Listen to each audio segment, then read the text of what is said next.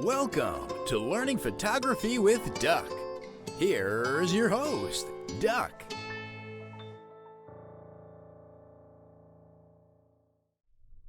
Alrighty, everybody. Welcome to another edition of Learn Photography with Duck. I am, as always, your host, Duck. Before we get into today's lessons, I just want to touch base with what's going on. I do have a workshop scheduled. Let me pull that up. Off camera. It's basically an off-camera flash workshop. And if you listened to my session last week, I kind of showed you photos of an abandoned quarry building. It's just the foundations that are left to it, but it's an old abandoned quarry at a state park here in Hamden, Connecticut. And I fell in love with the location, and I figured let's do a photo shoot there. So I have two models already lined up. If I get a few more people signed up for the workshop, I'll probably pick up a third model. We'll see how it goes. But it's I should just look.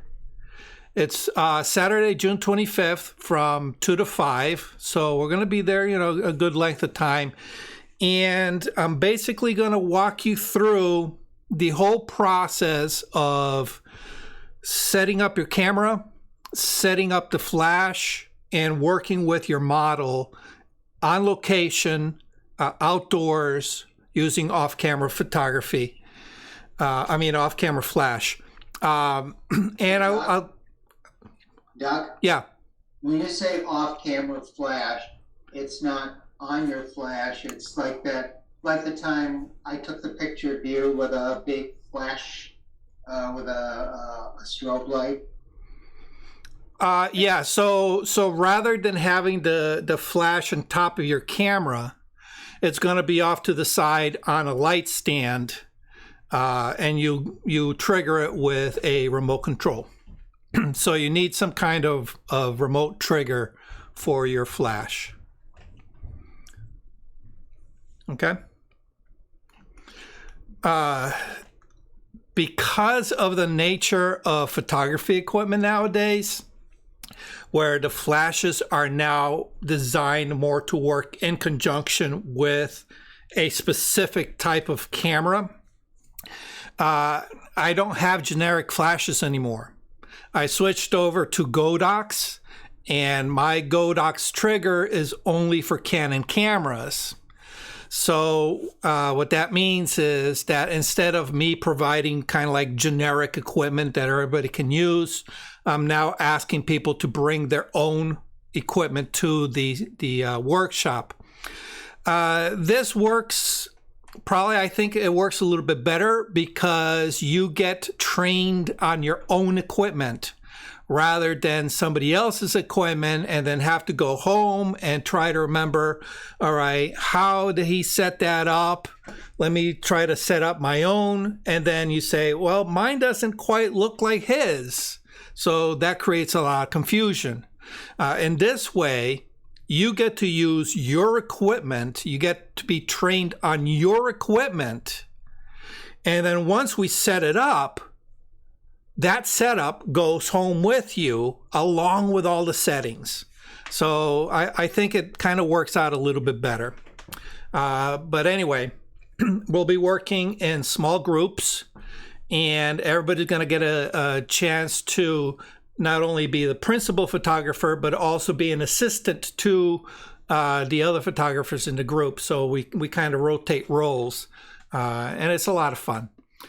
We did this last year in New Haven, and everybody had a blast. So I'm just basically replicating it, this time at an abandoned quarry. So anyway, so that's coming up. If you're in the area, there's still room. I got 6 people signed up. I don't think I want to go more than 12 people. It kind of gets a little uncomfortable. Doc, yep. I'm going to have to cancel because I'll never be getting it. I'm not going to be buying off-camera flash and remote. Okay. Sorry about that. I've I've spent all the money that I'm going to spend unless it involves event photography, and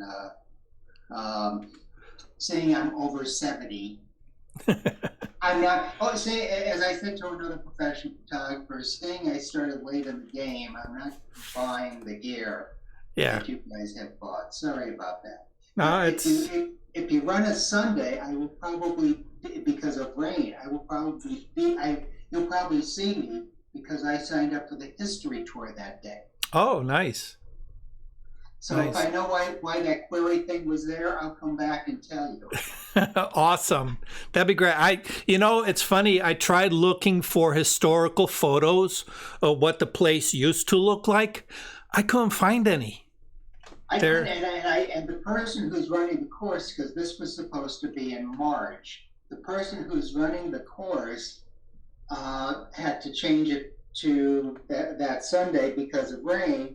And I wrote back saying, "What is that thing that that thing at the quarry?" And he didn't respond.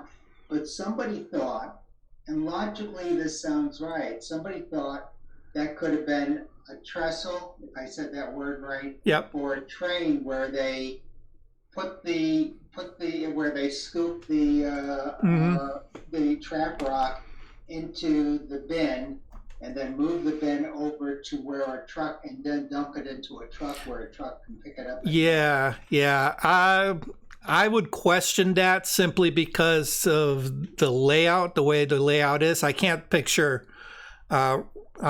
tracks up there. However, another version that I heard is that there were sifting screens over those areas that allowed the sifting of the trap rock into various sizes, which kind of makes sense because if you look at the columns, there are eye hooks where cables would be run to hold the screen. Okay. So, well, let's put it this way. If you change this to the following weekend, I will tell you what happened. And you can tell the people who participate in this workshop. Yeah, it's a shame not to know it. Yeah, the following weekend's 4th of July, so okay. It's not going to happen. But, all right, so originally I had reached out to, what's his first name? Dave Carlson, who runs the Silk City Steampunk group here in Connecticut, and asked him if he was interested in doing a cooperative event.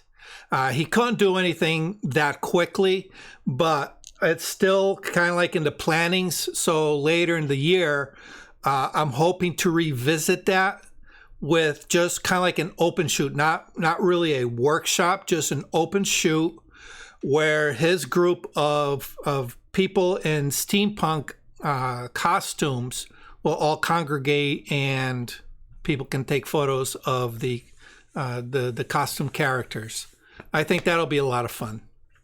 So, yeah, you missed it this time. You're not interested in off-camera flash. However, further down the road, you can use your current skills, with event photography and photograph the models at that time. So, okay, Thank you. Awesome.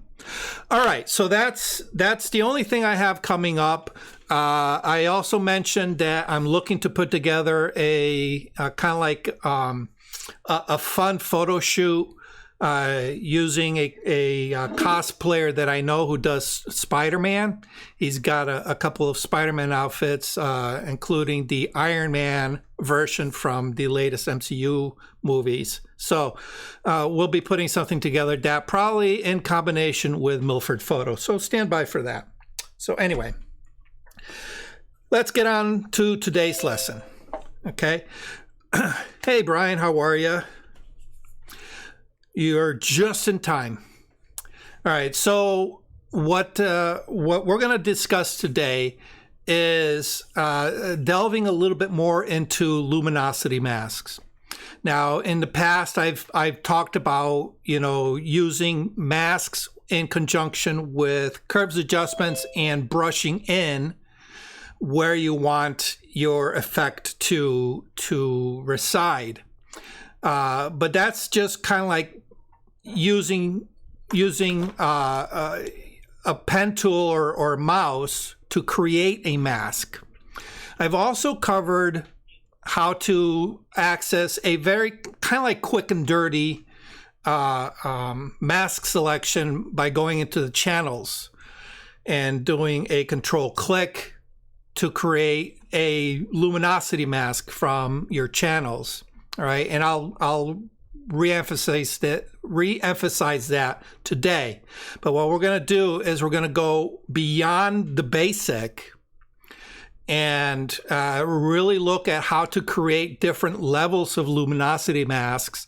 I'll explain to you how to do it the manual way, and then I'll introduce you to a nice little plugin that I found that does a really neat job of creating luminosity masks on the fly that you can visually see what is being selected. So I will introduce you to that. And the nice thing about that plugin is it's 100% free.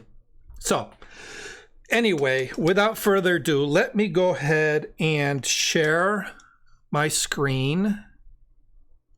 Share screen 3. Okay, everybody see me good? Mm-hmm. Okay, awesome. Yes. All right, so let me go to desktop. All right. I selected this image simply because it has a very wide dynamic range. We see everything from, really dark areas. Let me get here. Brush. Really dark areas here, okay, to very, very bright areas here. All right, so if we were to actually, let's see. Let me block myself here. All right, if you look in the corner, the histogram, you can see that the histogram goes from extreme blacks to extreme whites. And if you notice that it's got that little dip into center, that means that we have a very contrasty image here, okay? All right, so what we're going to do is we're going to learn how to target kind of like specific areas of the image based on the luminosity of the image, meaning the lightness or darkness of the image, in order to control those aspects of our photograph. Luminosity masks tend to be really popular with landscape photographers, especially those of you who want to be able to pull cloud detail or sunset detail out of your images, and maybe want to control the contrast on the land aspects of the image. All right, so anyway, to understand luminosity masks, hopefully you understand that an image is created with 3 black and white photos that are layered on top of each other, and the difference between the individual layers creates the algorithm that gives us a color. So we have the red, the green, and the blue channels, all right, and the difference per pixel between those 3 gives us a code that gets translated to color, all right? So that's fairly simple. But you have to understand that when we're working with luminosity, we're not working with the chroma of a color. We're working with the underlying black and gray shades of the image. Okay. One way we can see that is if we go to our channels. Let me go to Spotlight. Our channels, all right, panel, all right. And if you don't see channels, just go up to Windows, click on Windows, and go to channels and make sure that channels is clicked, okay? And you'll see it here. You'll see a tab here, all right? And when you click on the channels tab, you're going to notice that there are 4 entries. 4 entries. And the first one is RGB. And then the 2 below it are red, green, and blue. And if you look at the little icon for the image representation, you'll notice that the RGB is in color, and then the red, the green, and the blue are in black and gray. Okay. All right. Oops. If we click on any of those underneath, the red, the green, and the blue, you're going to notice that your view changes to a black and white image, right? And what's being selected is just that. In this case, I clicked on red. It's showing me all the values of white to black on just my red channel. Okay. If we go to the green, it'll switch over and show me the green. And if we go to the blue, it's going to show me the blue. All right. So what this allows us to do is we can very quickly look at these 3 channels and say, hey, can I use any of the information on any of these 3 channels to create a mask?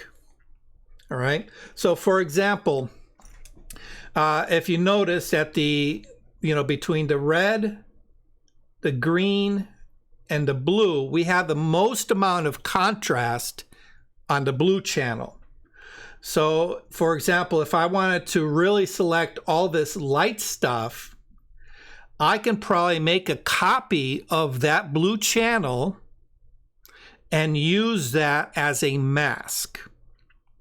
Now, one of the easiest ways of making a copy of a channel mask, all right? So, for example, we're going to use the blue one, all right? If we press and hold the Control key or the Command key on for you Apple people, you'll notice my icon changes to the hand with a little marquee symbol. All right, I don't know if you guys can see that, okay? Once I press and hold my Control key and then click on that layer, you're going to see that I now have the marching ants. Okay? The marching ants. And what this is doing is it's going to find everything that is 50% gray or brighter, and it's going to select that. Okay? Anything that is 50% gray or darker is still being selected, but does not have the marching ants. The marching ants represent that 50% demarcation line. Okay? Even though technically everything from 50% to 100% black are also being selected. Okay? So that kind of confuses people sometimes, okay? Because, you see the marching ants, and the marching ants aren't on every part of the image. It's only on select parts, and people are wondering, okay, what exactly is being selected? And the parts that are not being selected, what's going to be represented on those? People think that, it's just going to not select those areas and it's going to be blank, but that's not the case. Okay, so what we have is we have it selected. So I'm going to do a control. Well, actually, I don't have to do a control C. I was going to say control C to copy, but we have our selection. Okay, we can come back over to our RGB. All right, select our RGB. All right, in order to give us back our 3 colors. All right, otherwise we'll just be in that one channel. Bring back to our layers. All right, and then from here you can see that the marching ants are still there, and from here we can make whatever adjustment tool we need. All right, now you guys know my favorite is the curves adjustment.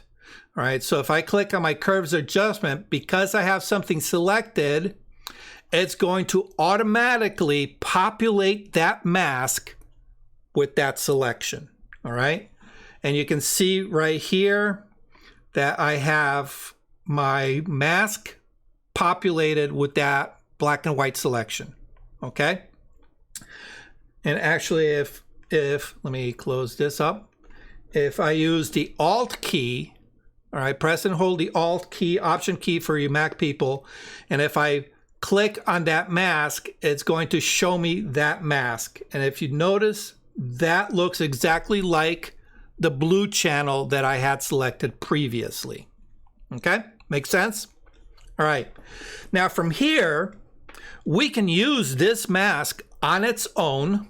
All right, I'm going to come back to my curves adjustment. Okay, and anything that I modify on that curves adjustment, okay, you can see, all right, I'm making everything in that bright area. It's going to, I'm making it darker. Okay, and because we're working with a mask that not only has black and white, but also shades of gray, it's going to give us a variable amount of adjustment to those gray areas. All right, so anything that's 50% gray is only going to get 50% of the effect. Anything that has 100% black is not going to get any of the effect, and anything that has 100% white is going to get the full power of our curves adjustment. Hopefully I didn't lose you guys on that one. Okay, because remember, anything that is white is going to allow that effect to trickle down the layer stack. Okay, all right. So now this is just a rudimentary mask that we can build. All right, and you see it was very quick. Once you get the hang of it, you can, do it really, really quickly. The wonderful thing about this is we can come to our mask, Alt or Option, click on the mask, okay? And because it is pixel based, it's an actual image that we can manipulate, we can apply other effects to it as well. All right, so one of the things that I like to do from here is if I need to strengthen a certain area, I will use my either curves or levels adjustment. Okay, the problem is that we cannot create a new layer adjustment, all right, because that's going to put it on our stack outside of our mask. We actually have to come up here onto our menu. All right, okay, go layer, new adjustment. No, I'm sorry, image. I said we're not doing layer adjustment. Here I am doing a layer adjustment. Go image adjustments, okay? And the two that I kind of default to, depending on what it is that I want to do, is usually either levels first, all right, or curves if I need to tweak it a little bit more. But usually levels tends to work well for me, okay? So now from here, if I want to, for example, this tree right behind the statue, if I want to make that a little bit darker so it's not as influenced as much, I can just take my mid-tone slider right here and push it over to my whites. So what I'm doing is I'm controlling my black and white and gray points, okay? So if you're not familiar with levels, this controls your white point. Your black point. This controls your white point, and this controls your mid-tone point. Okay, so basically what I said is, okay, why isn't it?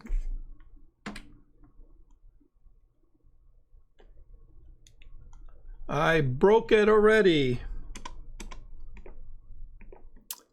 See, look at that. There we go.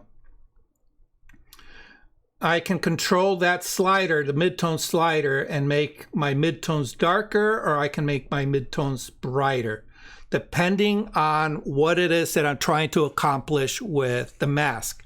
In this case, I just want to target all the very, very bright areas, all right? I'm not concerned about targeting the mid-tones, okay? So I can take my mid-tones and darken them up. Hit OK. All right, it's not letting me do OK. There we go. Come back to my curves adjustment, and if you notice, it's only targeting those really, really bright areas. Okay. If I want to target the dark areas, I would need to take it a step further. So let me go ahead and make a duplicate of this. All right, I'm going to return this back to center. All right. Go back into my mask, and I can do a Control I or Command I believe, for Mac people, and invert it. Okay, so when you invert a mask, what we're telling Photoshop to do is anything that is white, I want you to apply the effect. All right, and anything that is white is going to now target the dark parts. Okay, so when we invert a mask, it kind of looks really, really weird to our eyes. We're thinking, oh, it looks like a negative. In essence, it is a negative. It's a negative mask, all right? But it's targeting just the dark areas of our image. So it takes a little kind of like rethinking on our part to understand what exactly is being targeted, okay? It gets easier with practice, all right?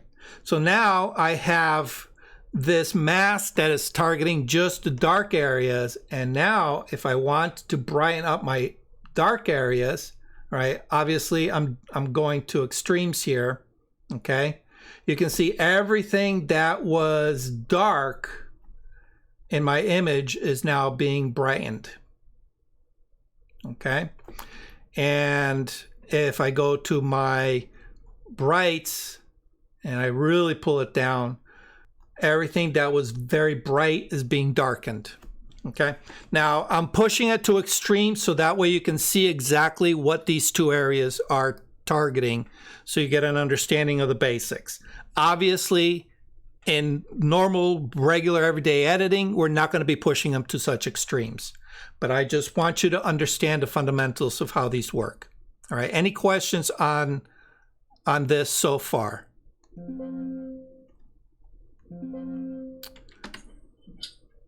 I have a question. I don't know if it's about so far, but if I were working on this, the next thing I'd want to think about is that statue guy. Right. So would I work on him just on a whole new level, or would you work within this stuff here? All right, so hold on a second. Why is this? Okay, now it's, there we go. Now it's working. Okay. Okay, so think of this process as creating instant masks, okay? And the masks are based on the luminosity values within the image, okay? If you need to, let's say isolate the statue, for example, okay? You have to understand that if you isolate the statue using a luminosity mask, you're isolating anything that is brighter than 50% or anything that's darker than 50% with this process, okay? You're not selecting the entire mask, or the entire statue, all right? So for example, let's say if I wanted to just tone down the highlights on the statue, I can do that using, a luminosity mask.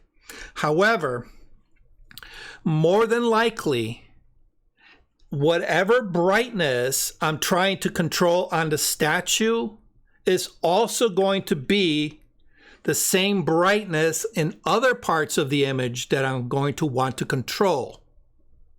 All right? So it really doesn't make sense to isolate the two in that respect. However, there may be a situation where you need to separate the two.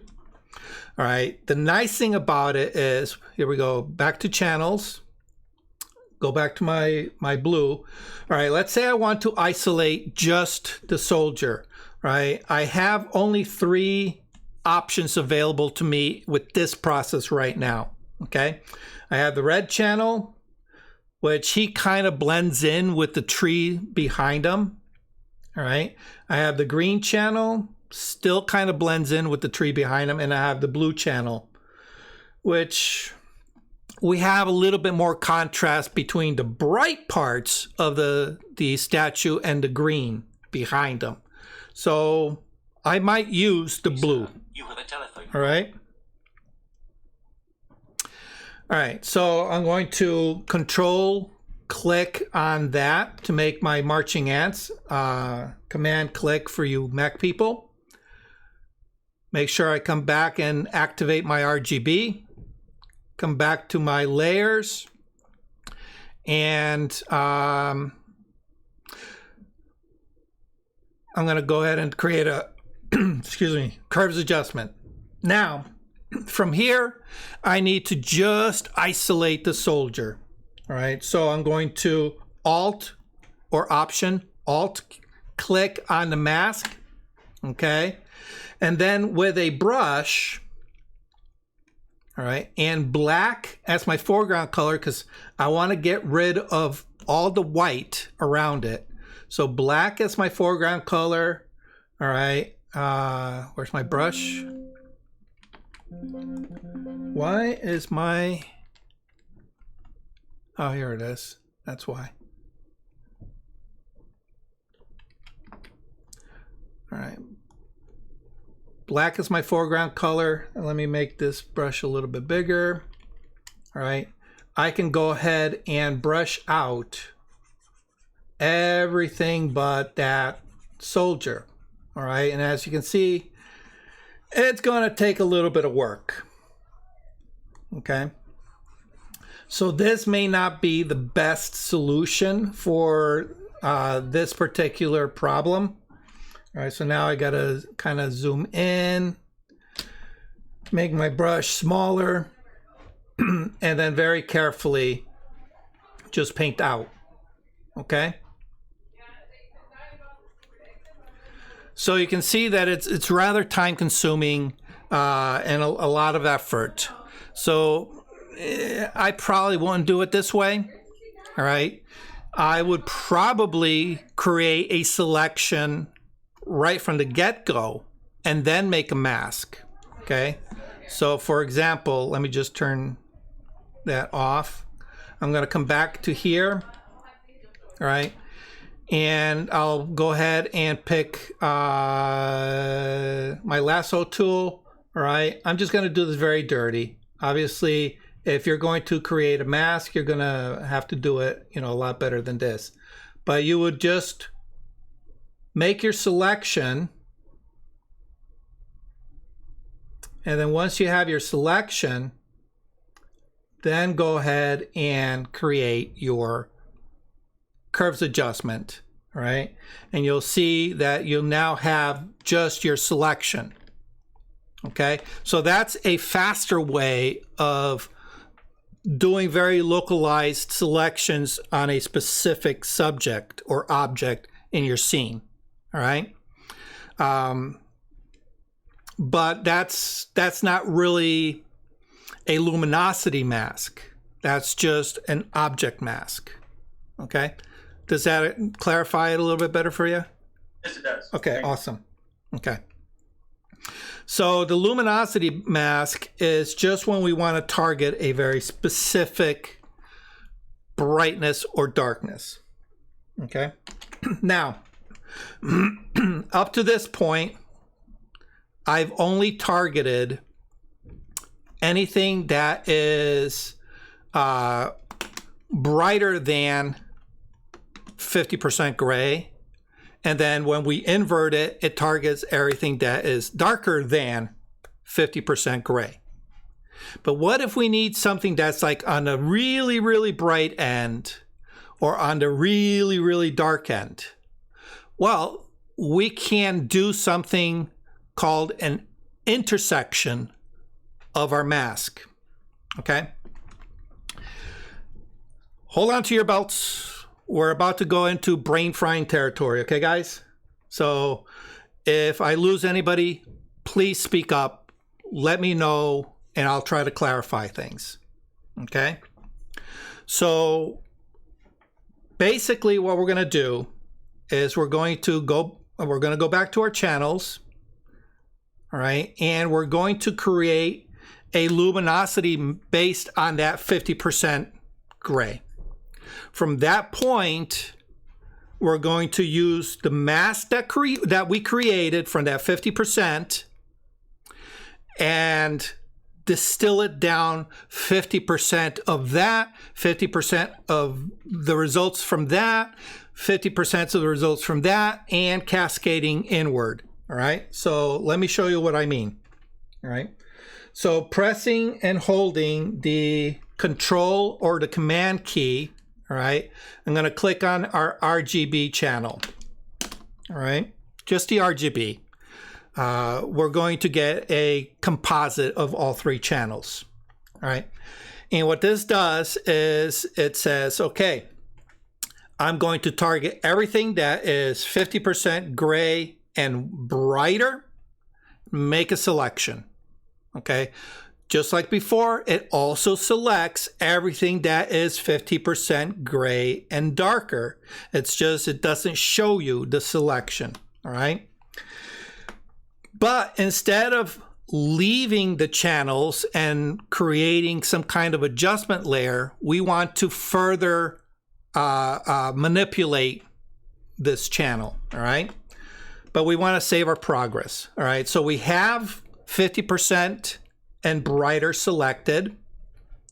We are going to go down to the bottom of our channels panel, right? And you're going to see some icons. You're going to see the marquee tool, then the layers icon, and a new, and then the delete. Okay, we want that mask icon. We're going to go ahead and click on that.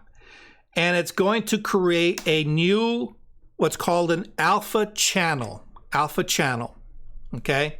And all that is all the information required to create a mask. That's all it is, okay? And it kind of remains hidden and tucked away in this channels section, all right? And if you notice, it's going to give it a generic name of Alpha 1, okay?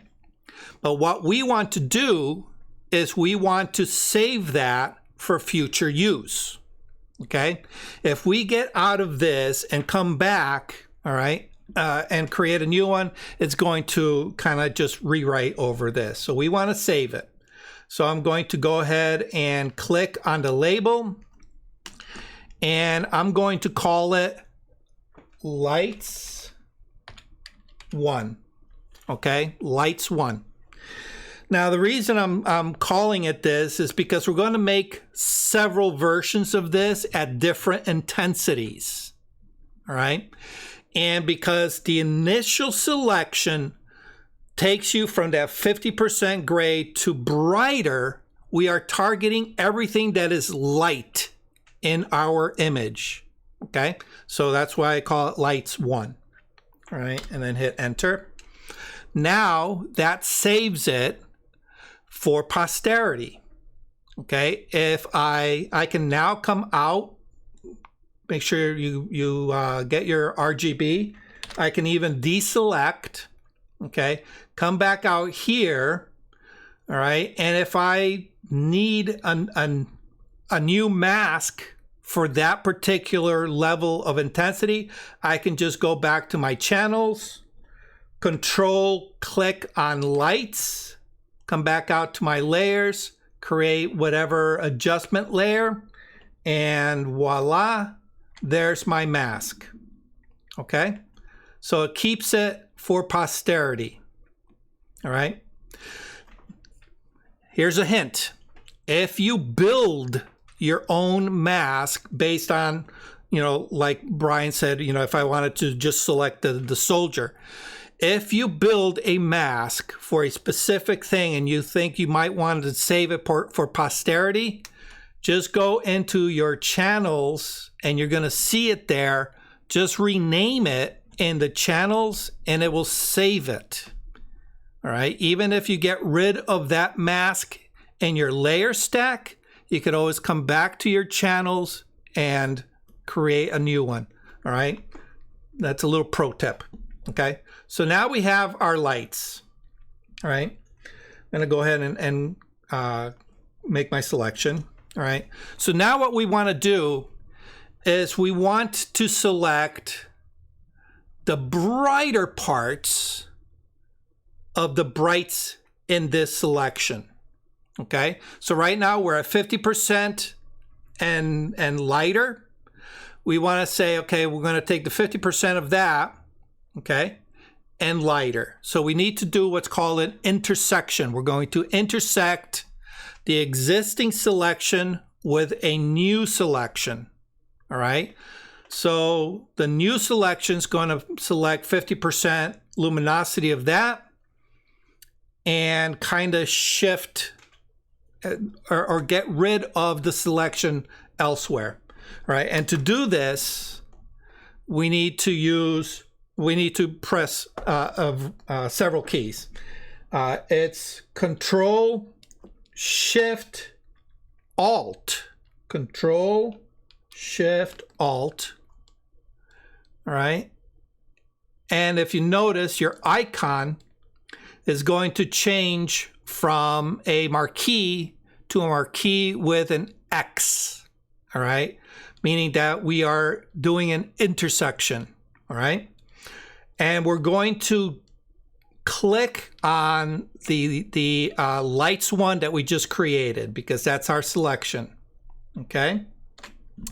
And you're going to notice that your the marquees shifted. All right. We're going to now take that selection. We're going to make a new mask. So we're going to go all the way down to the bottom. All right, just like we did before, and we're going to create a new mask. Okay. And of course, it's going to default to that alpha 1. All right. We need to rename it. All right. And you notice that the difference between lights 1 and this one, which we're now going to call lights 2, you notice that the luminosity level has reduced. All right, actually, let me go ahead and close that up. Right, lights 1. All right, we see a lot of mid-tone grays in the trees and the bushes. All right, lights 2, we notice that that mid-tone gray is no longer mid-tone gray. It's gotten darker because we shifted our luminosity range from that wide spectrum light to a more narrow spectrum of light. Follow so far? Good. All right. We're going to do the same thing again. All right. We have our selection of lights 2.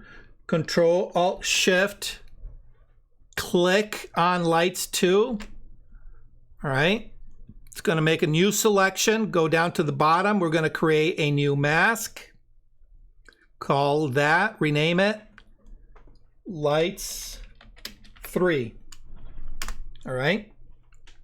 Look at the difference between lights 3 and lights 2. Okay, it's gotten even darker. We're narrowing that spectrum of light that is being selected. Okay. We're going to do the same thing. Control Alt Shift click. We're going to create a new mask. I'm going to label that lights 4. Okay. Now, depending on the luminosity value of your image, you may not require more than 3 or 4 levels of a luminosity mask. All right. In this particular case, I purposely selected an image that had a really wide gamut between blacks and whites. All right. So that way you can see exactly how this process works. All right. And each step down really cuts that luminosity pretty much by half. Okay. All right. Obviously, if you have an image that doesn't have such a wide range, you may only need 2, 3, maybe 4 luminosity masks on the light side. Okay. All right. Control Alt Shift click. All right. Narrows our selection down a little bit more. All right. Mask. We're going to rename that to lights. What are we on? 5. Okay. And you just keep doing that. Control Alt Shift click. New mask. Lights 6. All right. And I'm just going to do one more. Control Alt Shift lights or click mask. Lights. Oops. Come on. Cancel. Lights 7. All right. Come on. We don't want to do a fill. All right. All right. So you can see right here that my luminosity mask called Light 7 is only targeting the really, really, really bright parts of my original image. Okay. All right. Any questions so far? We're good? So far, so good. What's that? So far, so good. Okay. All right. So that's how we handle the lights. Okay. Now we need to create something to target all our darks. All right. And the process is pretty much the same with one little twist. Okay. All right. So we're going to go back to my lights 1. Okay. My lights 1, because that is, we already know that that's targeting 50% gray and lighter. Okay. All right. So I'm just going to make a selection. So control, just regular control click is going to give me that selection back. All right. And in essence, I'm just making a duplicate, all right? But I'm just, rather than doing an actual duplicate and renaming it, I'm just going to click on the mask icon at the bottom, which is going to give me another alpha channel, right? Which is, as you can see, it's identical to lights 1. Here's lights 1. Here's alpha 1 that I just created, okay? I'm going to go ahead and deselect, okay? Which is important. You want to deselect. Then we need to say, all right, this mask is targeting all the brights. I now want to target the darks. So anything that is 50% gray and darker is what we need to target. All right. So because it's a mask, anything that is white is targeting those areas. All right. So we need to invert this mask. Invert. All right. So select, what is it? I'm so used to the whatchamacallit, shortcuts. Select, invert. No, I'm not going to bother. Control I. Control I. Okay, there you go. Control I. Okay. So now this tells Photoshop that anything that is white, that's going to be what the effect targets. Okay. So I'm going to do Control click, right? Come back, make sure I go back to my RGB. All right. Go back to my layers. And if I create a curves adjustment, you can see that it's targeting everything that is 50% gray and darker. Okay. So I can really push the contrast if I want to. All right. Obviously, when we make adjustments, they got to be a lot more subtle. I'm just showing you that that's what it's being targeted. Okay. All right. So we have our alpha channel. We're going to now rename that darks 1. Okay, so this targets all our 50% gray and darker. All right, but like the lights, we want to build different values of darkness. We want to bring it down. Instead of giving us a range this wide, I want a range this wide of just my my shadow areas. Okay, so Control click. All right, makes my selection. I want to intersect that. All right, so that means I'm going to do Control Alt Shift, Command Option Shift for you Mac people. All right, and you can see again my icon, my little cursor changes to the marquee selection with an X, meaning it's going to intersect. And I click. Same thing, come down to the bottom, create a mask, rename it from alpha 1 to darks 2. All right. And if I toggle, here's darks 1, here's darks 2. All right. You can see that we're starting to narrow our band. All right. Control Alt Shift, click. Make a new mask, darks 3, and you know the rest. I'm just gonna do this very quickly. Oops, clicked too many times on it.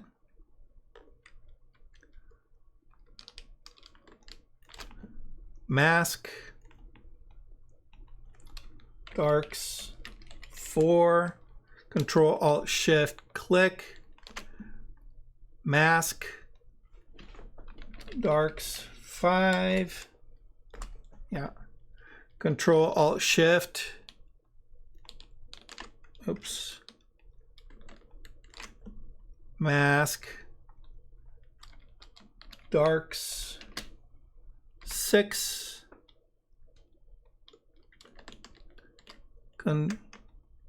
Control Alt Shift darks 7. Okay. And we can deselect.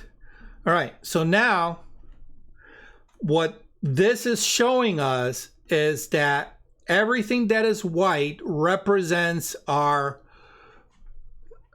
heavy shadow areas in our image. All right. So this is shadows so dark they're almost black. Okay. All right. And of course, we can go up the ladder and you can see we're getting more and more of our lighter shadows until we get into our very brightest part of our lights, and then a little bit more of our lights, until we finally come to our 50%. Okay. Now, you're probably saying to yourself at this point, I don't know if I want to go through all that work just to, use a specific luminosity mask. Well, that's where the beauty of the plugin comes in. But what I want you to understand is how these masks are targeting very specific parts of the luminosity range of your image. Okay? So if you ever need to build one on the fly and you don't have access to a plugin, this is how you would do it. Okay. Also, hopefully now that you understand how you can save these masks, you can apply that to all your masks that you use throughout your projects. All right. If you need to, you spent maybe half an hour building the perfect mask of a very complex subject. Okay. You don't want to lose all that work. Go ahead and save it. Save it right here in your channels. Give it a name that makes sense to you, and you can access it at any time. All right. So hopefully that makes sense. Okay. So now let's go back to our RGB, come to our layers, and it says, okay, well, now I need to work on very specific parts of my image. All right. I want to really tone down all that brightness. Maybe add a little bit more contrast by deepening the shadows in some of the greenery. How do we do this? Okay. Well, we can come back to our channels. All right. Let me bring that up. We have all these masks that are available. Okay. So obviously this is our 50%. It says, well, I don't know if I want to target all the greenery. Or maybe I do. Okay. All right. So you can say, okay, well, this targets less of the greenery. This is more towards the brights. Okay. So this mask may do what I need. All right. So how do we regain the use of that mask? Well, just like when we built it, we're going to do Control, click. That makes a selection of our mask. All right. Before we go back to our layers, we want to make sure we're back in RGB. If not, actually, I'll show you what it looks like. If you forget and you just go back to your layers, okay, you're going to see this craziness here. All right. Where the layer is looking like it's all redded out. Okay. This means that you do not have the proper channels selected. Just come back to your channels, click on RGB, then back to your layers, and you're good. So now we have our original our original color image. Now we want to create an adjustment layer. All right. So in this case, let's say I want to just control the brightness. I'm going to make a curves adjustment. it automatically loads that as my mask. Okay. And I can say, okay, I just want to darken down my brights. Okay. All right. And obviously, if you go too far, it's going to turn to mush. Okay. We want to make sure that we target what we need. Okay. All right. If we say, okay, we need to target other areas. All right. Let's say I want to come back to our channels. All right. And we say, all right,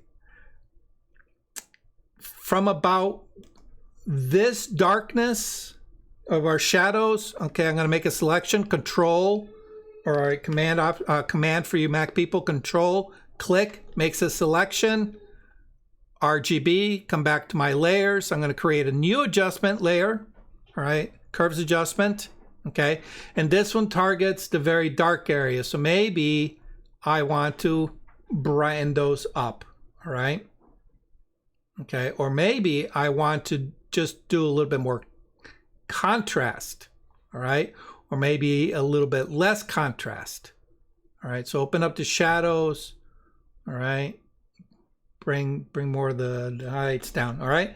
So whatever it is that you need for that specific range, okay. Now let me group those two together. I've only created two adjustments, one for the brights and one for the darks. And as I'm doing this, you're probably saying, well, it doesn't look like he did very much. All right. So I'm just going to go ahead and let me expand this. I'm going to go ahead and toggle this off and on, off and on. Okay. So now by toggling you, hopefully you can see exactly the changes that happened on that image. All right. So we're definitely a lot less contrast in our exposure range. Okay. As a matter of fact, actually, let me go ahead and turn off. All right. If you look up at the top at the histogram, all right, that's our original histogram. You can see that really wide dip in the center. As soon as I turn on those adjustments, you can see that has narrowed a lot. All right. That's telling me that we've really reduced the contrast in the image. Okay. All right. Any questions so far? You're still with me, right? I haven't lost anybody. I have a question. We're good. Okay, go ahead, Brian. This is about, I guess, workflow, but typically what I do when I start an image like this, I'll immediately make a layer and I never really touch the background. So I guess I use that as my background. Maybe it's because I didn't know what I was doing and I would bump into problems from time to time. But anyway, if I do that, is that an okay practice? And if I do all this business that you've been doing on a layer, will that stay with the channel like you've been doing, or is that a part of the background? Okay. Let me see if I understand. All right. So here it is. We're back to our original. Okay. Very contrasty image. All right. So you say you immediately start working on this layer, right? No, what I'll do is first thing I'll do is I'll duplicate the background layer. All right. Duplicate it. Yep. And then turn off background. Turn that off. Okay. And I won't come back to that unless I need to come back and I've screwed something up or whatever. But okay. I gotcha. All right. In essence, that is a good habit to be in. If you know you're going to be doing something destructive to the original image. For example, when I do portrait retouching, okay, what I like to do is I'll often shortcut it and do spot removal directly on the image layer rather than on a separate layer. I'm starting to wean myself off of that bad habit, but sometimes when I just need quick and dirty, I will do spot removal directly on the image layer. Okay? The reason I do that is because sometimes I'll make changes to color or luminosity, all right?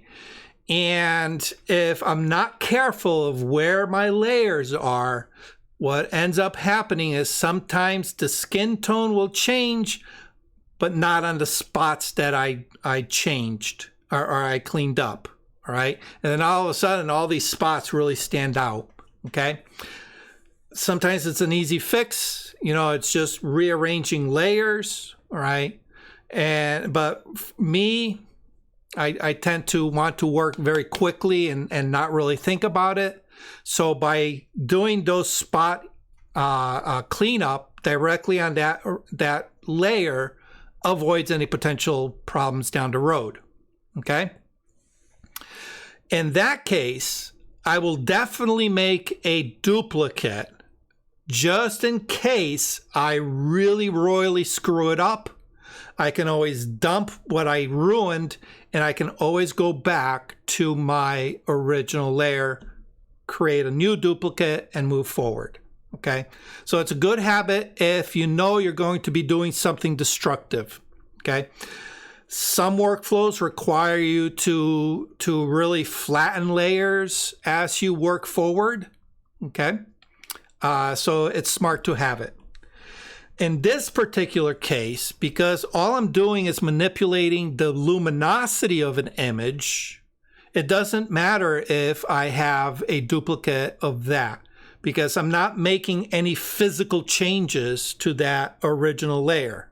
Okay, so having a duplicate it's redundant and just takes up memory. Okay.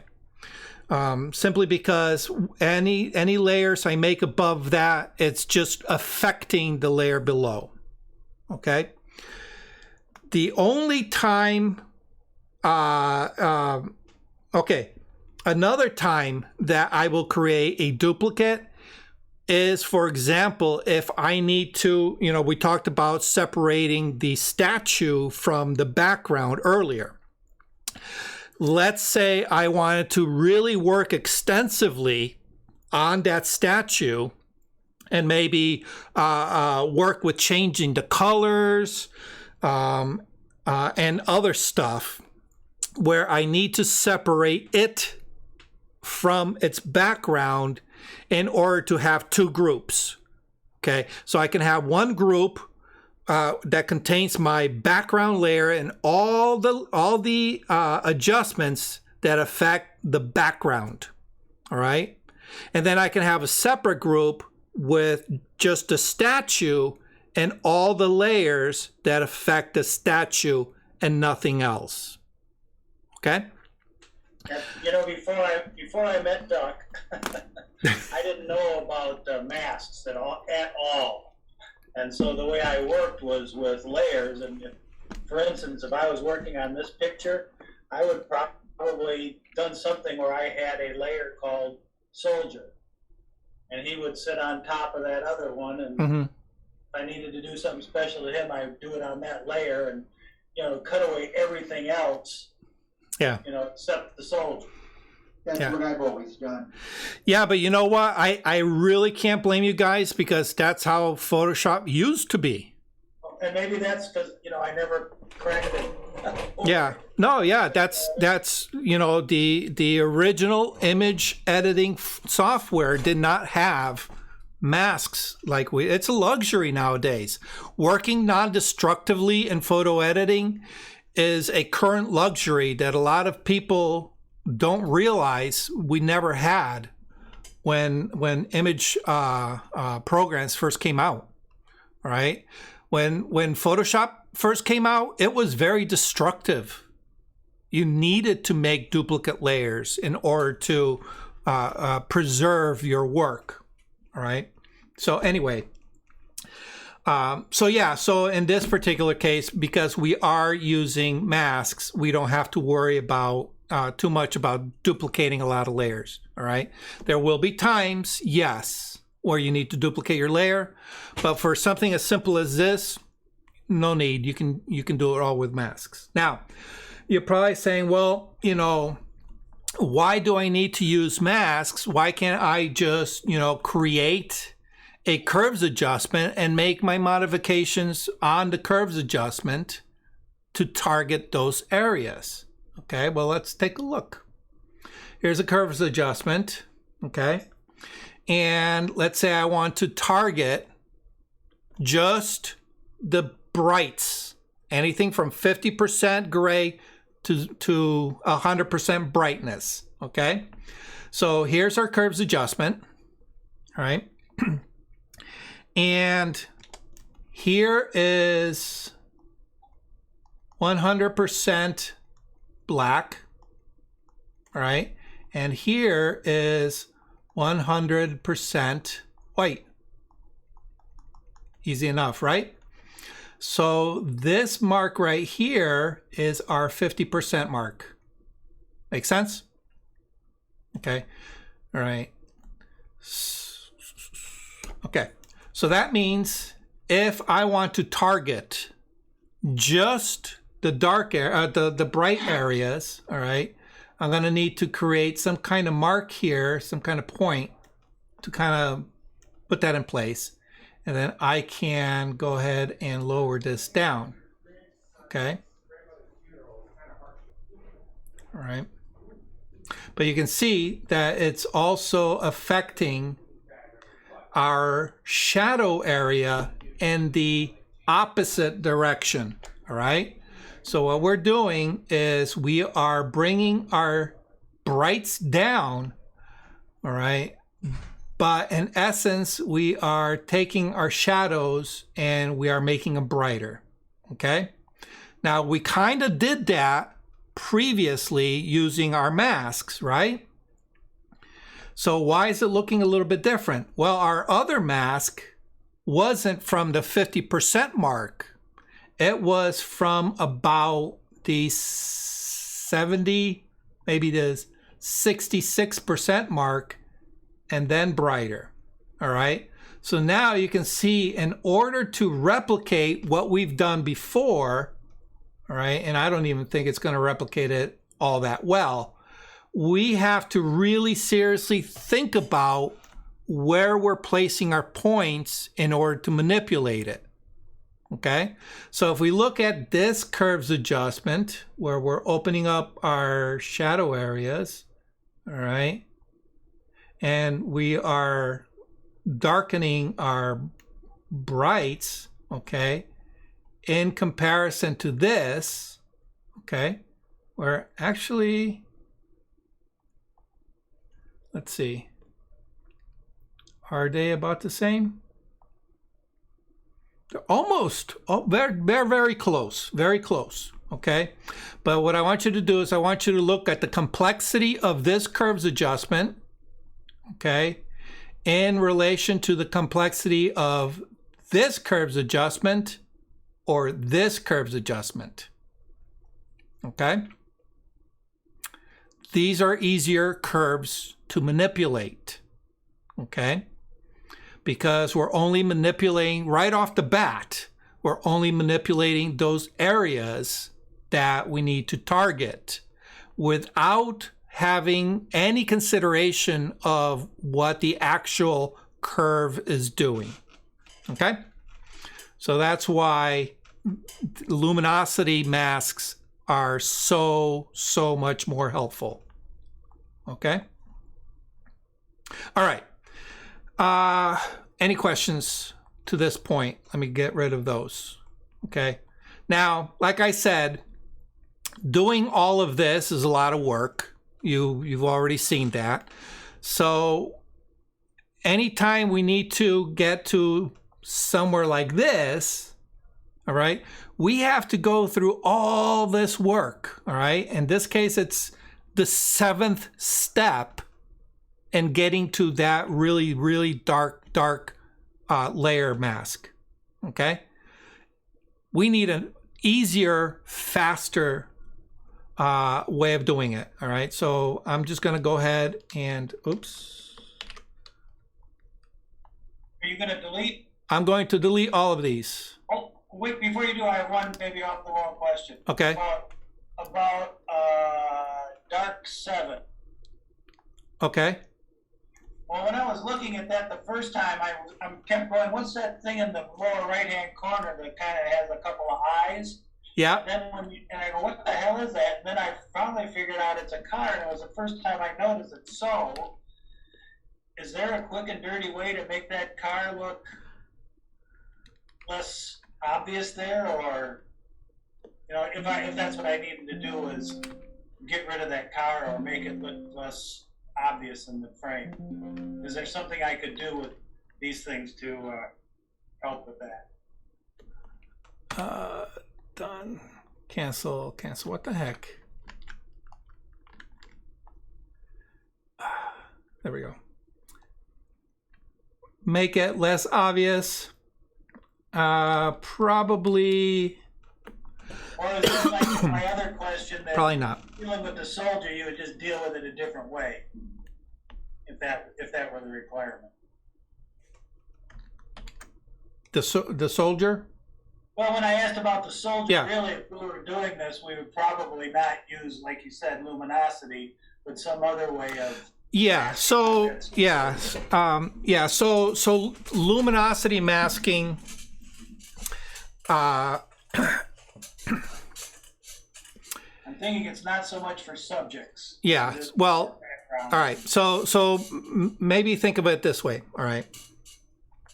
Anytime you use a curves adjustment or a levels adjustment to control the brightness or darkness of any part of your image, whether it's global across the whole entire image or it's to very specific parts, what you are doing is you are doing dodging and burning. Okay? In essence, that's all you're doing. You're making something brighter, you're darkening, or you're dodging it. If you're making anything darker, you're burning it. Okay? How we accomplish that task is where the different tools come into play. Okay? So for example, if I just need to do a very quick and dirty, let me go back here. If I need to do a very quick and dirty burn job on the sky, for example, all right, I can come here, create my curves adjustment, all right, darken it down to where I need, okay, come to, let me move this over a little bit here, come to my mask, and what I'm going to do is I'm going to invert it, so Control I, Command I for you Mac people. Take a brush, nice soft brush. Let's make it kind of big.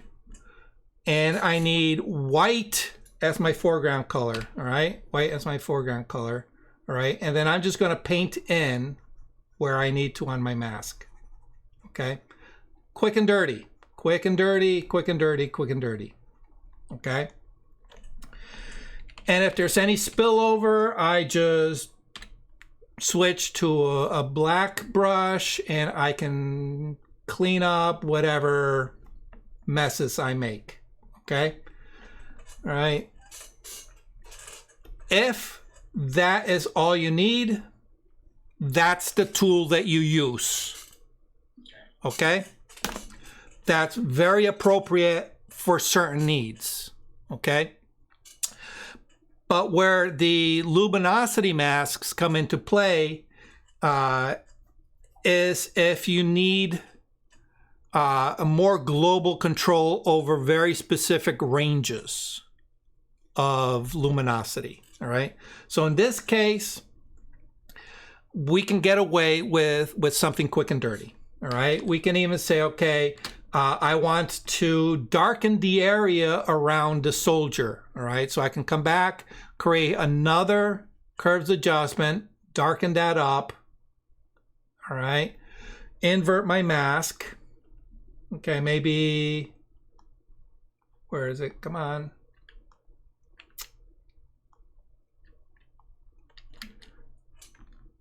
Doesn't want to, my mouse doesn't want to cooperate. Brush, make sure that white is my foreground color. All right, and start painting in and around the soldier. All right, so the quick and dirty. All right, does it fit your build? Does it get you where you need to be? If the answer is yes, there you go. That's the appropriate tool. Okay. All right. But sometimes you need something with a little bit more finesse. Okay. You say, okay, well, you know, that's just the area around the soldier. Okay. What I actually need is all the greenery around the soldier. Okay. And all the greenery, not necessarily the parts that are already dark. I don't want to target those areas. Okay. I want to target the areas that are not so dark. All right. But not as bright as our sky, for example. Okay. So that requires a more specific range. Okay. So now let's take a look at some of the tools we have available. All right. We could do a selection based on the color. All right. We have a lot of green. Okay. So maybe we can do a mask based on the range of color and target all the green. Okay. It may work. It may not. All right. So understanding the different tools gives you more options to work on your image and accomplish the results that you are actually looking for. Okay.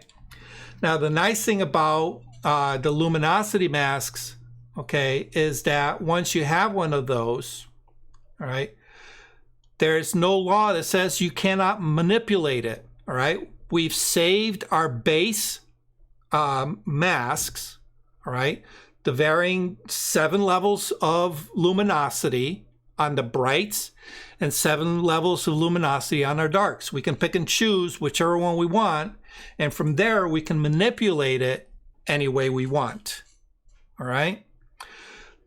The thing is, you can never, ever hand paint a mask with this kind of complexity, no matter how good you are.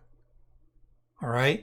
Because what this is doing is it's targeting different levels of brightness and maintaining those, but saying, okay, I'm only going to select from this point to this point. Okay. That's going to be my selection. All right. And I'm going to maintain the gradients that create that image. So that way the really, really bright parts are going to get more of the effect change than the less bright parts. Okay? All right, so if I use this, I know that these areas that are like really, really bright on my mask are, let's say I want to make them darker. Okay? If I, for example, if I say I'm going to make it 2 stops darker, okay, so I take all this really, really bright and I make it 2 stops darker, okay, well, all this area that's in light gray is not going to get 2 stops darker, all right, because it's only going to allow a certain amount of that effect to come through. So these areas may get a stop and a half darker, okay? Because if we did it 2 stops darker, all right, the brightness of the sky and the brightness of the face of that building are 2 different brightnesses. If we made them both 2 stops darker, you would notice the difference. The sky would suddenly become so much darker than the face of that building in respect to each other that it looks off. Okay? Hopefully that explains it. All right? But yeah, it's just a matter. Oh.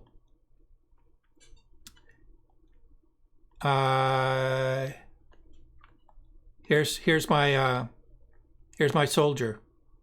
All right. That mask that I built. Let me go back to my layers. This mask that I built for this curves adjustment. Okay. It's right there. Okay.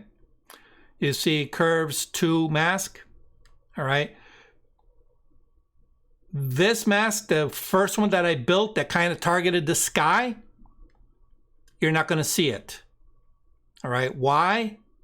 Because I did not save it. So every time I make a new mask, it's going to override whatever I made previously. All right. That's why if you want to save a mask, all right, like for example, come on, cancel that. Come on. It's not letting me rename it. Of course not. When I need to rename it.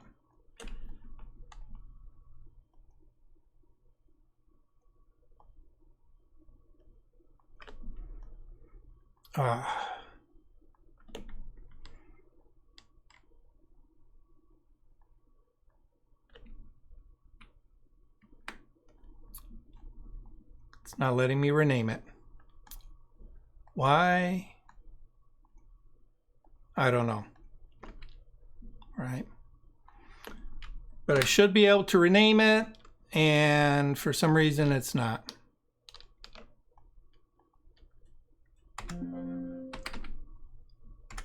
Anyway, I'm not going to get too hung up on it.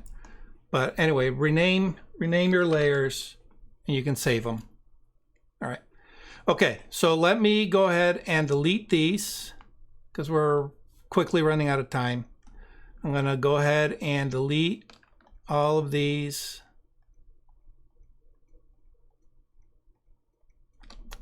Bam, delete. Delete, yes. Okay. All right. All right.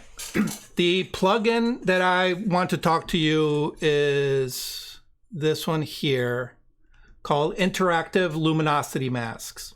Okay. So how do we get that? In Photoshop, top menu, plugins. Okay. You're going to click on plugins and you'll see browse plugins. Browse plugins. All right. You're going to go ahead and click on that and it's going to open up an external window. Okay. And this is for those of you who definitely have the Creative Cloud package. All right.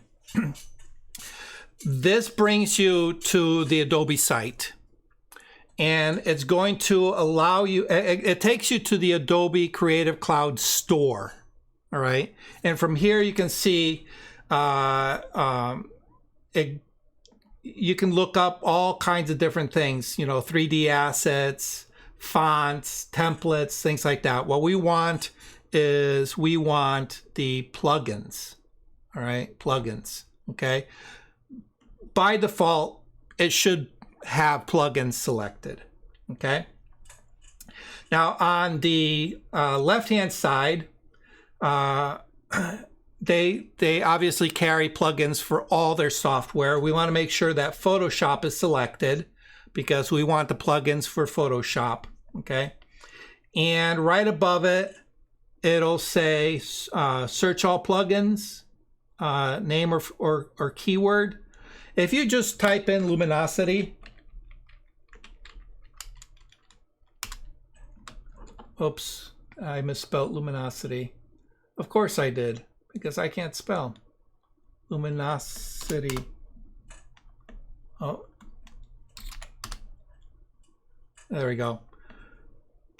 It's going to give you a bunch of plugins for luminosity. You'll see some are free, some are paid. Okay. Obviously, some of these contain, a lot more than just luminosity mask. One of the more popular ones that a lot of people will use is this Raya Pro 6. You can see it's $45, but it allows you to do not just luminosity masks, but all kinds of other types of masking, as well as check layers and God knows the kitchen sink and all the appliances that go with it. Okay. For what we need for luminosity masks, we don't need all that other stuff. Okay. But what you're going to do is you're going to look for this one here, interactive luminosity masks. All right. Now it's down lower on mine because it's already installed on my system. Okay. But all you have to do is, you'll have to click on the button that says get. Okay. All right. And what it'll do is it'll add it to your account. Okay. And typically it'll automatically install it. All right. Once it's in your account, if it's not installed, you'll see the install button. All right. So this is another one that I played around with. It's a lot more clunkier. That's why I'm not going to recommend it to you, which is TK Luminosity Mask. But, if you want to play with it, you can do it. All right. That's why it says install and not get, because I've already added it to my account. It's just not installed on my machine. All right. So once you install it, all right, it's going to put it into your plugins section. All right. So you can make sure you have your plugins. Oh, no, not plugins panel. We don't want that. All right. You notice that it's right here in my menu on the side here. Okay. And if I click on that, it opens up the panel for the interactive luminosity masks. Okay. And it comes with two types of masks. All right. Luminosity mask, which was what we're talking about today, and saturation mask. This is based more on the saturation levels of colors. That's a whole different aspect we're not going to get into. Okay. And that's pretty much it. All right. So we're going to go ahead and click on luminosity mask. And right now it gives you several options: highlights, midtones, and shadows. Okay. For quick and dirty, if you know already what parts of your image you want to target, you can go ahead and target those. Okay. So for example, going back to my image, let me make it a little bit smaller, move it off to the side here. All right. If I click on the highlights mask, all right, it brings up a live view. Okay. And it gives you a nice representation. All right. Here's a graph from 100% black across the spectrum to 100% white. All right. And you're going to see this S curve. Okay. And you'll notice that the S curve kind of starts at 50%, slowly increases, and then really drastically contains all the brights and whites. Okay. So it's letting you know this is the area that is being targeted in your image. Okay. Now, right below it, you are able to modify that. You have a little slider, so you can take and say, all right, I want less or more of that bright area. Okay. And as you move that slider, it's going to update the live view. All right. So you can see exactly what is being targeted. All right, so if I go the other way around, there's my live view of what the mask is going to look like, okay? And of course, if you want, you can also go up in increments or down in increments using the buttons. Me personally, I like the slider, okay, because I can kind of fine-tune control it, all right? So this is my highlights, okay? Once you have the range that you want, okay, let's say I want to really just target the really brights. From there, we can output this mask in several ways. The first one is a selection. All this is going to do is give you the marching ants. That's all it does, okay? Next one down is it's going to create a channel mask, all right? Kind of like what we did manually. It's going to create a mask in the channels. Or you can output to a curves layer, a levels layer, or a hue saturation layer, all right? Those are the three most popular layer effects that most people use. Like I said, my favorite is the curves adjustment. Okay, so oftentimes when I'm using this tool, I will go ahead and kick it out to a curves layer, all right? Because that puts me exactly where I need to be, all right? And there is, give it a second. All right, here it is. Brights. Okay, why is this not? All right, brights. Hit enter and give it a second.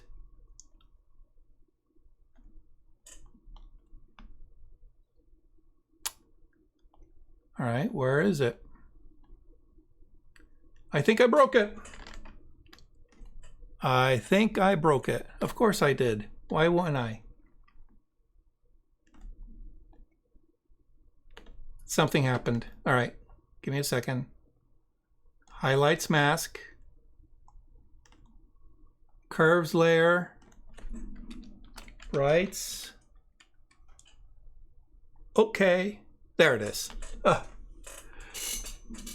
And there's my curves adjustment. All right, with my layer mask that I created with that tool. All right, and now I can just take my brights and darken them down. Okay. All right, if I need to target, let's say, my shadows, all right, it's the same thing. It shows you a representation of what area is being targeted. Okay. Create a curves layer. All right, give it a second. There it is. Darks. Hit enter, and there is my new curves adjustment.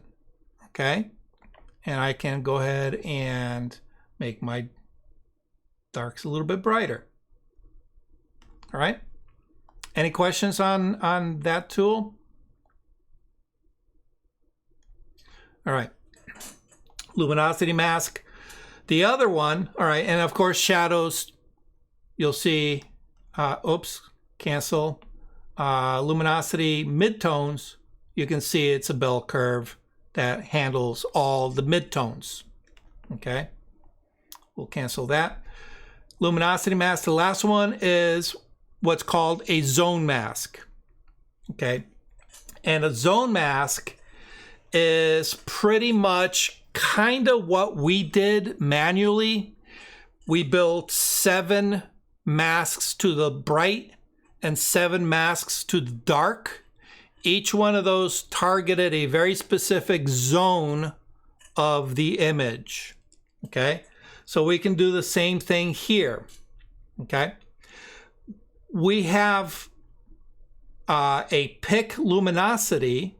All right, pick luminosity which allows us to use an eyedropper directly on our image and say, okay, I want to, let's say, target the luminosity of this part here of the sky. So I click on that.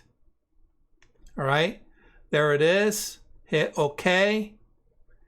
And it's going to live update that range. Okay. Now, obviously, that range is very broad. We can take, and right below it, it says feather left and feather right.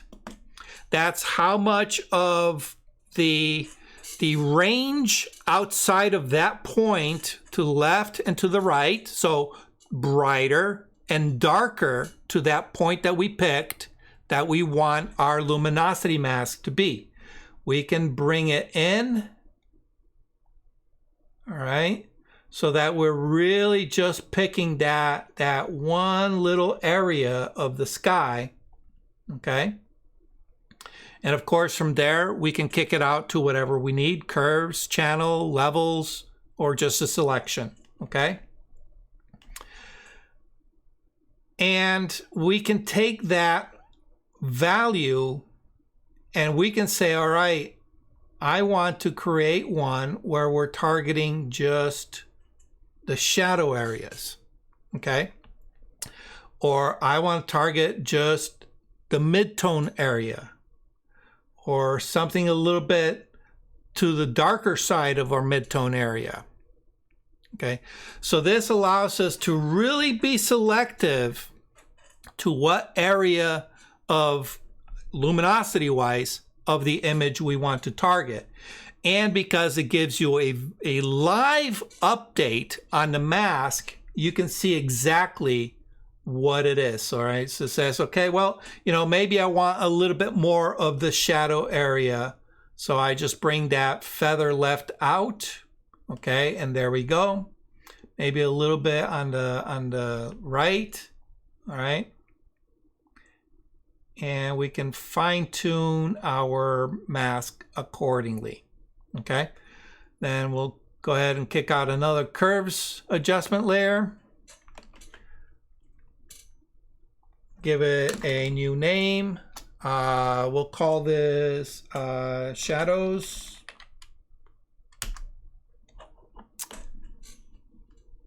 And there it is. There's our shadows. All right, and we can manipulate that. All right. Any questions on that tool? Nope. Okay, you can see how that tool, that plugin, makes all that labor that I did at the beginning so much easier. All right, so it's like, so why'd you go through all that? It's a piece of cake, Don. It's a piece of cake. There should be absolutely no reason why you don't use luminosity masks in your image manipulation now, okay? All right, and the nice thing about it, like any mask, you know, you can go ahead and modify it. Alt or option for you Mac people, Alt option, click. All right, it opens up that mask, and you can paint on it. Brush, and it's only black and white, and any shade of gray in between. All right, so if you say, okay, well, I don't want this area to the left of the statue influence, I can go ahead and get a nice big brush, nice soft big brush. Make sure that black is my foreground. All right, if black is not, the letter X on your keyboard will toggle. X, X, X, X. You can see it. It toggles, okay? Black is my foreground color, and I can go ahead and paint right on that. My brush doesn't want to work. Am I in brush? Yeah.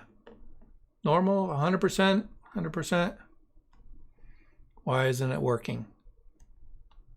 I broke Photoshop again.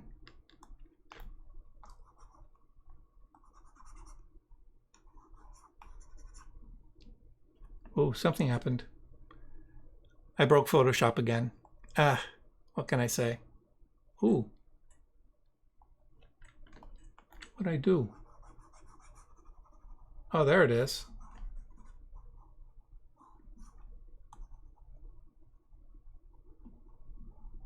There we go.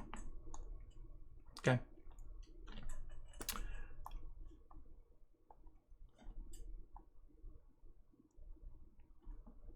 All right.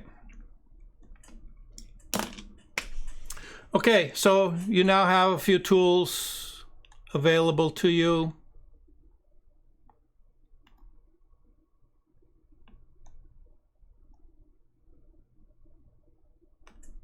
Any questions? Don, I haven't done. Doc, Yeah. question. Once you create all the layers and all the masks, does Photoshop saves them automatically? No. Or once you export them, they save, or do you need to flatten the image? Oh, I see. Once you create here in your channels. Right. Do you have to flatten the image or merge the layers? No, it'll save the channels. Okay. All right. So here we go. All right. Here we go. Oh, once Here we you go. Alpha. export the image. Yeah. So you just save it the same way. You know, make your selection. That's what I did wrong previously. All right. Here, hold on. Control. Let me delete that. Yes. Okay. All right. So let me go back here. All right. I have actually, let me make this a little bit simpler. Let me get rid of these. Okay. I'm going to make 3 curves. 1, 2, 3. Okay. Oh, we cannot see first. Oh, hey! Helps if I switch it over. Sorry, guys. All right. So I got rid of everything. I just made 3 curves adjustment just for this demonstration. Okay. All right. I'm going to go ahead and invert each one of these masks. Control I. All right. Option I for you Mac people. All right. White as, brush. White as my foreground color. I'm just going to do this. All right. And we'll call that statue. Okay. I'm going to go to this one and I'm going to paint here.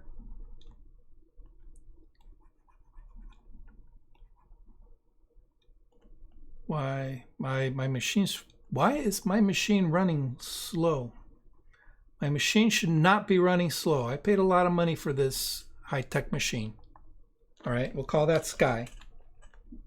Okay. And the last one, we'll just, we'll make a really big brush and we'll just call that trees. Okay. Okay. So I'm working along. I'm happily editing my image and I'm creating masks along the way. All right. And it doesn't matter what kind of mask. It could be something that you generate with a paintbrush like I just did, or it could be a mask that you generated with the luminosity plugin. It doesn't matter. Okay. As you create it, we're going to go over to our channels panel. Okay. And you can notice that nothing's here. Okay. I'm going to select my statue. All right. Layer. I go back to channels. You can see that the statue mask is selected. All right. Go back to my layers. If I switch over and I select my sky and I come back to channels, you'll see that sky mask is selected. Okay. So what it does is it temporarily puts Any mask that you create, it temporarily puts it into this channels tab, okay? However, you say, well, you know, I spent all this time cutting out the statue, okay? Spent 20 minutes on it, all right? If you delete it from here, all right? If I say, okay, well, I don't need that layer anymore, guess what? 20 minutes that you spent outlining that statue is gone. You can't recover it. Later on, you say, oh man, I shouldn't have deleted it because I need to do such and such to it. Now you got to spend another 20 minutes redoing the work, okay? Because there's no way of getting it back. However, if you say, okay, I know I may need it later on, all right? So I'm going to select my statue, come back to my channels, all right? And there's my statue mask, okay? And this is the part I forgot earlier because my mind was elsewhere. You need to make a selection of it. So control, command on your Mac people, control, click, makes a selection, all right? And you can see, let me zoom in here. You can see there's my marquee around everything that I painted in, all right? Because I only did it quick and dirty, okay? All right. I'm going to come down just like we did previously to the mask tool, and I'm going to click on that, and it's going to create an alpha channel, all right? And there it is. All I got to do is click on the label, say statue, and we're done, okay? Come back to RGB, come back to layers. If I delete that mask for our statue, okay, delete the mask, okay? Here's my sky, all right? There's my sky selected. I'm gonna come back to channels. There's my sky temporary mask. Right below that, guess what? There's the mask that I created earlier for the statue that I deleted, all right? It's saved for posterity, okay? So if you have complex masks that you've spent time on, I encourage you to save it, all right? Because at any point, I can come here, control, click on that statue. All right, let me zoom in. There's my marquee. All right. Oops, wrong one. I can come back to my layers, create a new curves adjustment, and there it is, statue. And then I can do whatever I want. Okay? Does that answer your question? Yes, thank you. Awesome. Awesome. All right, guys. Any other questions I can answer for you? I know this was a bit of a complex concept. But it was very good. Very good. All right. I try to make it as simple as possible. Sometimes I fry brains. All right. Melissa, you good? Any questions? You're one of our newer members. Don't be shy. I'm not shy. Thank you. It was very good. Awesome. Awesome. Bonnie, any questions? We're good? Okay. All right, guys. Well, that's pretty much it for today's lesson. I just wanted to introduce you to advanced luminosity masks, show you the process of how they're made, the manual way, so you get appreciation of what the plugin does for you visually on the fly. So, like I said, anything that's free is good. All right, that plugin is available for free on the Adobe store. So go ahead and download it. There are others. All right, there are others that do a lot more than that plugin does, but unless you're doing really heavy duty editing and doing all kinds of crazy stuff for your images, some of those other plugins may have more bells and whistles than you really need. Okay. But it's something that obviously you can grow into down the road. But for now, if you want to just delve into the power of luminosity masks, that is one of the better ones that I've seen because it previews it live before you commit to it. Okay, and I thought that was a pretty cool way of building luminosity masks. All right. Alrighty, guys.